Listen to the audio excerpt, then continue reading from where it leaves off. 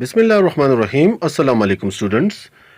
Last time we have read the part 1 in the world in a wall, and now in the part 2 we are going to complete the reading of the next pages. We have read page number 2 and page number 3 in the last video, part 1. Now here we were last time on the top of page number 4. Let me tell you, this is page number 4. Now in the story, Larry went to the drawing room and he fetched that matchbox in which the scorpion and his little babies were inside in that matchbox. Now then what happened? The Larry opened the matchbox. Now he's going to open the matchbox. I'm reading here. Let me mark it to you.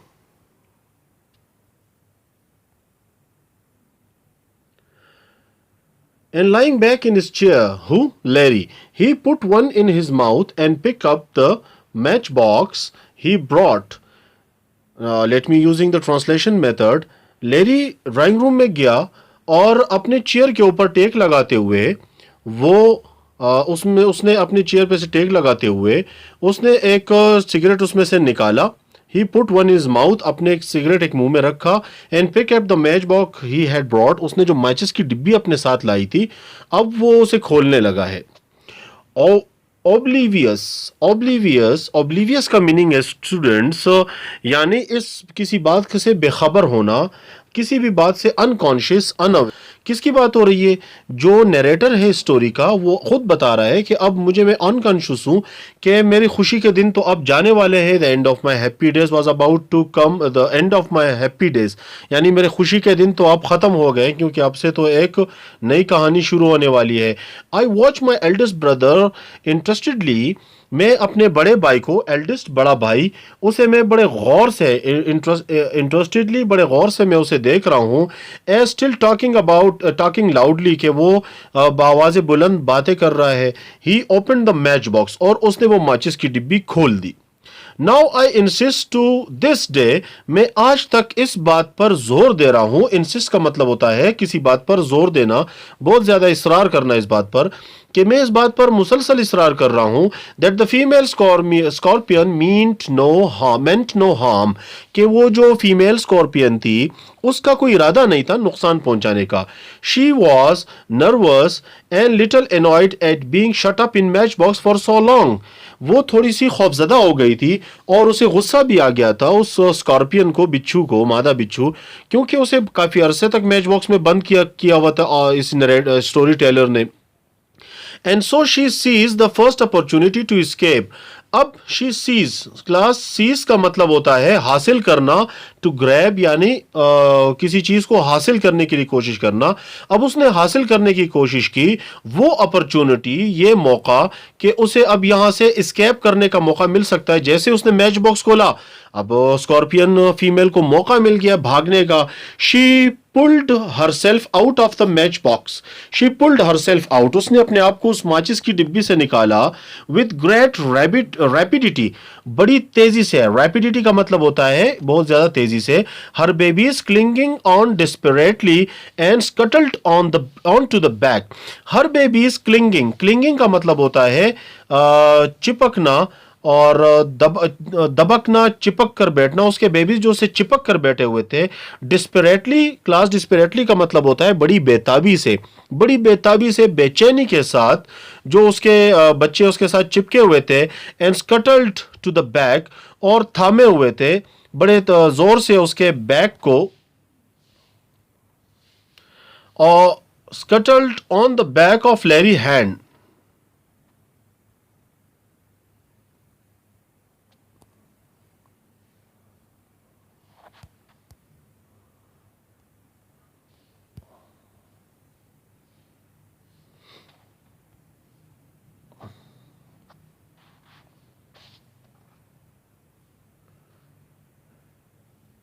She pulled herself out of the box with great rapidity.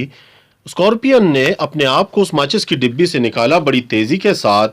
And her babies clinging on desperately, और उसके जो babies थे clinging on, जो उससे चिपक कर उससे बैठे लगे हुए थे, बड़ी ऑन डिस्परेटली, बड़ी बेताबी, बड़ी बेचैनी के साथ, बड़ी उजलत के साथ, and scuttled on to the back of Larry's hand, and scuttled, scuttled का मतलब होता है क्लास एक उभार सा बना लेना, यानी किसी जो प्याला या टोकरी नुमा जिस तरह एक उभार जैसा होता है, आप उसको उल्टा रखें तो एक टूम की शक्ल बना लेता है। तो वो सारे जितने बेबीज थे वो लेरी के हाथ के बैक साइड पर सब उससे चिपक कर इस तरह से एक उभार से बन करके जमा हो गए सारे babies.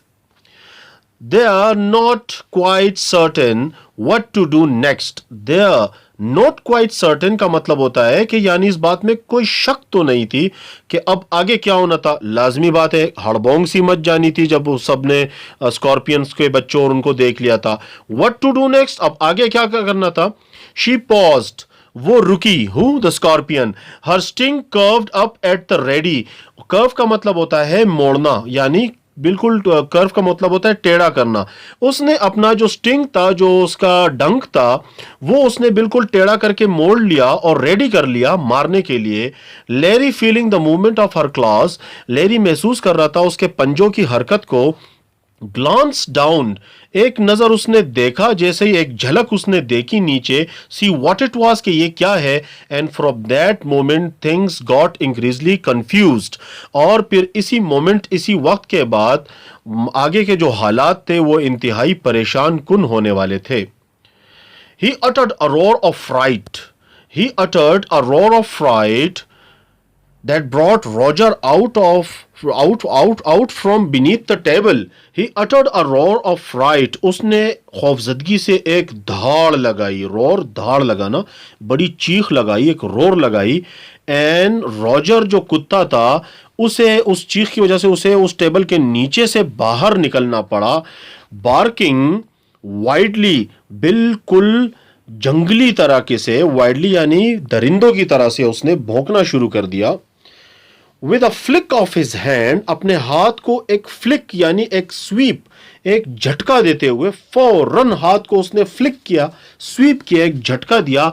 He sent the unfortunate scorpion flying down the table. अब उसने अपने हाथ के झटके से उस बदकिस्मत, अनफॉर्चुनेट कहते हैं बदकिस्मत, स्कॉर्पियन को अपने हाथ से झटका और वो उड़ते हुए जा लगी टेबल के नीचे। And she landed Midway between मार्गो एंड लेजली, और वो मार्गो और लेजली के बिल्कुल बीच में टेबल के नीचे जाकर के लगी। स्कैटरिंग बेबीज लाइक कॉन्फेंटी, स्कैटरिंग बिखेरना, उसके बच्चे बिखर गए, लाइक कॉन्फिटी। कॉन्फिटी क्लास कहते हैं जब आप फरेरे हवा में उड़ाते हैं, रंग बरंगे फरेरे, जब किसी की बर्थडे होती है या कोई खुशी का मौका होता है तो रंगीन फरेरे आप हवा में उड़ाते हैं, उसे कॉन्फिटी कहा जाता है, रंगीन फरेरों को। जैसे कागज के छोटे छोटे चीथड़े या टुकड़े, जो रंगीन टुकड़े होते हैं, उसकी तरह उसके बच्चे बिखर गए। As she thumped on the cloth, और जैसे ही ठप करके वो कपड़े के ऊपर लगी। And with that there was a rapid change from peace to chaos. अब इसके बाद एक रैपिड, एक अचानक सा बदलाव आ गया। अमन की जगह अफरा तफरी, हड़बोंग सी मच गई, उसने ले ली। chaos का मतलब होता है अफरा तफरी मच जाना, हड़बोंग मच जाना। Truffly enraged at this treatment. ट्रफली मुकम्मल तौर से, बिल्कुल अच्छी तरह से, ट्रफली इनरेज मुश्तइल थी, गुस्से में थी, एट दिस ट्रीटमेंट, इस बर्ताव के साथ। The creature sped towards Leslie, अब वो जो क्रीचर था वो लेजली की तरफ बढ़ने लगा।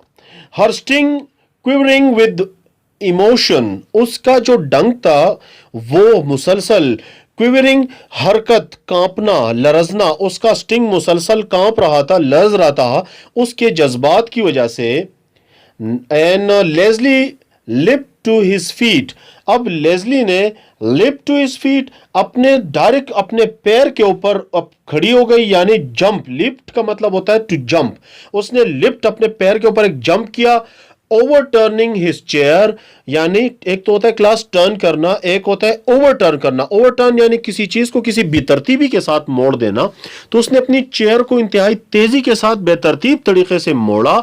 एंड फ्लिक्ड आउट डिस्परेटली, और बड़ी तेजी के साथ, डिस्परेटली इंतहाई बेताबी के साथ वो फ्लिक्ट निकल गई वहां से। फ्लिक का मतलब होता है, जैसे पहले आपको मैंने बताया, स्वीप यानी तेजी से यूम करके, डिस्परेटली बड़ी तेजी से वो निकली। उसने अपना विद हिज नैपकिन, जो नैपकिन उसके गले में था, उसे निकाला। Sending the scorpion rolling across the cloth towards मार्गो, और उस स्कॉर्पियन को उससे दूर धकेलते हुए, रोलिंग यानी लुढ़कते हुए उस स्कॉर्पियन को फेंका मार्गो की तरफ। Who promptly let out a scream, जिसने पहले ही एक लंबी सी चीख निकाली, that any railway engine would have been proud to produce, कि जैसे कोई भी रेल का इंजन बड़ी खुशी से वो एक आवाज निकालता है। Eek, look out, they are coming, scream Margo. उसने ईक, जैसे कराहने के लिए जिसे ईक कहते हैं, यानी जिसे थोड़ी सी कराहत आती है, कराहते उसने कहा, देखो, लुक आउट, बचो, दे आर कमिंग, वो आ रहे हैं। स्क्रीम मार्गो, मार्गो ने चीख लगाई। All we need is a book, हमें एक किताब चाहिए। रोर लेजली, लेजली ने एक धाड़ लगाई। Don't panic, hit him with a book, ज्यादा पैनिक में होने की, यानी ज्यादा तो ज्यादा आपको तक पैनिक का मतलब होता है अफरा तफरी में ज्यादा जाने की जरूरत नहीं है, परेशान होने की जरूरत नहीं है। Hit them with a book, किताब इनको मारो ताकि वो मर जाए। Mother completely bewildered by this sudden and rapid change. Bewildered का मतलब होता है कंफ्यूज, लैक ऑफ कॉन्शियसनेस। उसे बिल्कुल वो कंफ्यूज हो गई थी, हक्का बक्का रह गई थी उसकी मदर, बाय दिस सडन, इस अचानक बदलाव के साथ, फ्रॉम पीस टू केओस, के अमन जो है अचानक हड़बोंग में बदल गया, अफरा तफरी में बदल गया। पुट हर ग्लासेस, चश्मा लगाया। And peer down the table to see what was causing, और घुटने टेक करके, पियर्ड का मतलब होता है घुटने टेक करके किसी चीज को टटोलना, ढूंढना। डाउन द टेबल, टेबल के नीचे, दैट व्हाट वाज कॉजिंग, कि ये क्या चीज है जो इस तरह से ये अफरा तफरी पैदा कर रही है। Now going to the next page, number 5 here. Pandemonium at that moment. Pandemonium class, pandemonium का मतलब होता है ये पेंडिमोनियम का जो वर्ड है ये केओस का सिनोनिम है। यानी केओस का मतलब होता है जो उसने देखा, वो देखने लगी घुटने टेक के मदर, कि भाई ये जो अचानक सी अफरा तफरी फैल गई ये आखिर है क्या चीज जिसकी वजह से इतना वायलेंस क्रिएट हो गया है। तो पेंडेमोनियम का मतलब होता है वायलेंस यानी chaos. And at that moment, और इसी लम्हे, Margo in vain attempt to stop the scorpion's advance, और मार्गो ने फिर इसी लम्हे मार्गो ने इसी लम्हे जो पेशकदमी हो रही थी स्कॉर्पियन की, उसको रोकने के लिए, क्लास यहां वेन का वर्ड इस्तेमाल हुआ है। वेन का मतलब होता है बेकार, यानी एक बेकार सी कोशिश मार्गो ने की। वो क्या कोशिश थी? To stop the scorpion's advance, जो पेशकदमी इसको स्कॉर्पियन आगे बढ़ रहा था उसको रोकने के लिए। Hurled glass of water at it. Hurled का मतलब होता है क्लास दे मारना, कोई चीज उठा के दे मारना। उसने ग्लास ऑफ वाटर, पानी से भरा गिलास उठा के दे मारा स्कॉर्पियन पे। And it was an the shower of water miss the animal, उस पानी का जो छींटा था वो उस एनिमल को न लगा, कंप्लीटली वो उससे बच गया। बट सक्सेसफुली ड्रेंच मदर, लेकिन कामयाबी के साथ जो सामने अम्मा जी खड़ी थी उसको भिगो दिया, उसका चेहरा उसने भिगो दिया। ड्रेंच का मतलब है भिगो देना, तर कर देना पानी से। Who not being able to stand cold water, जो इस काबिल ही नहीं कि वो ठंडे पानी के आगे वो खड़ी रह सके। promptly lost her breath, अचानक उसकी सांस रुक गई। and sat gasping at the end of the table, unable to protest even, और सामने टेबल के हक्की बक्की बिल्कुल यूं सख्ते में आके घूरते हुए खड़ी रह गई, और इसी काबिल नहीं थी कि कुछ कह सके, क्योंकि पानी जब किसी पर फेंका जाए उसका मुंह खुला, आंखें फटी फटी हो, बंदे की क्या कैफियत होती है। गेट अ नाइफ, छुरा लाओ, hit him with the book, किताब से मारो, शाउटेड लैरी, लैरी ने चीख लगाई, the boy will kill the lot of us, ये लड़का तो हम में से कईयों को मार डालेगा। बह, लुक एट द टेबल, नीचे देखो टेबल के, knee deep in scorpions, knee deep in scorpions, kill them, और नीचे देखो घुटने टेक करके इस बिच्छू को तलाश करो, मार दो इसे। Oh no, don't hurt them. Now यहां पर अब ऑथर की एंट्री, ये जो नरेटर है स्टोरी, जो टेलर है द बॉय, अब उसकी एंट्री यहां होती है। Oh no no no no, don't hurt them, इसे नुकसान ना पहुंचाओ। आई विल कैच देम, मैं इसे पकड़ कर लाऊंगा।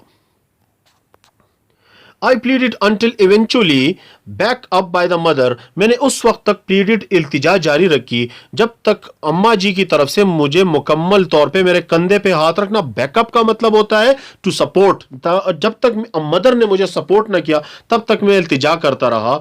Lazily suggestion that the whole lot be killed was quashed, Leslie की सजेशन, उसकी सलाह ये थी कि ये जो पूरे का पूरा लॉट है मुकम्मल मां बच्चों समेत सबको स्क्वैश कर दिया जाए, सफाए हस्ती से मिटा देना, मुकम्मल खत्म कर देना, इसका मतलब होता है क्वैश्ड।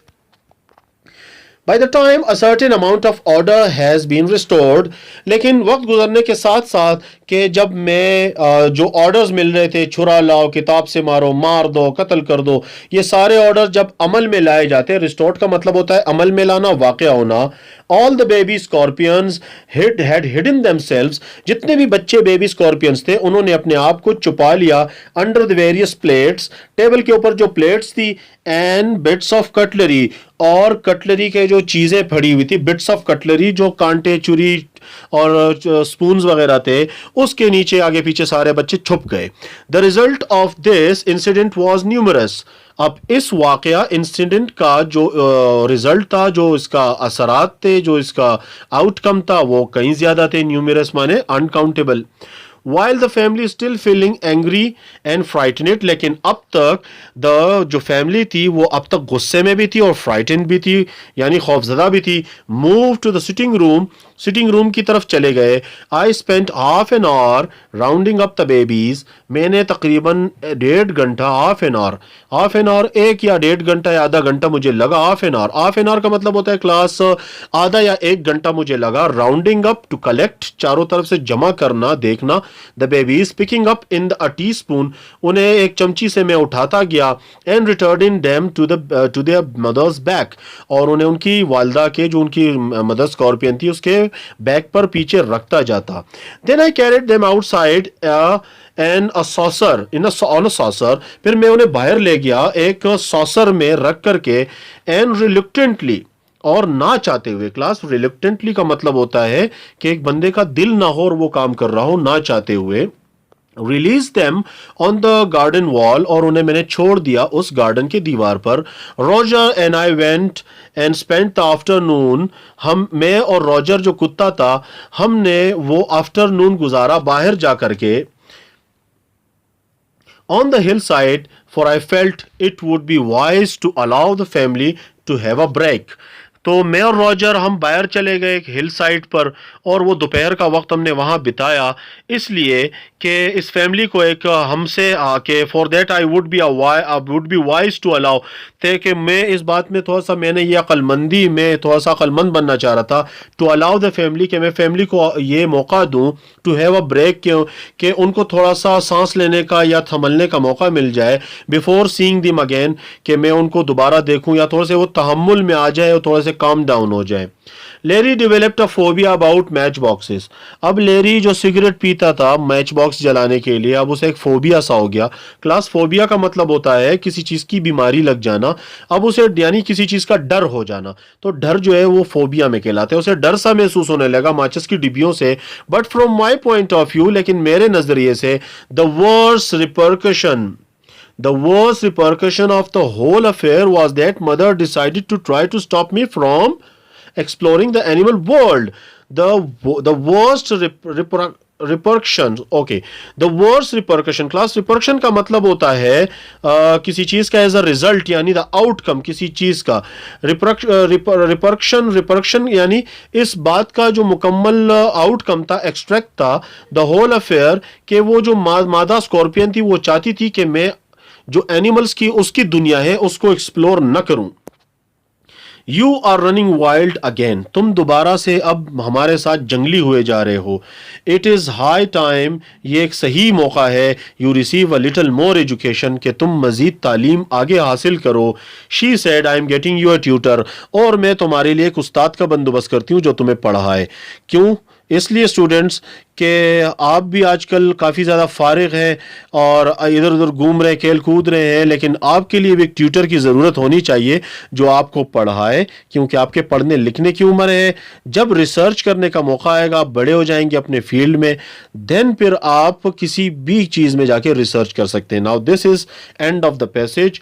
Hope you will enjoy my reading, and don't forget to put your comments at the last, and also please tell me that on which topic, on which chapter you found difficulty that I make a video for you. Now thank you very much. Allah Hafiz.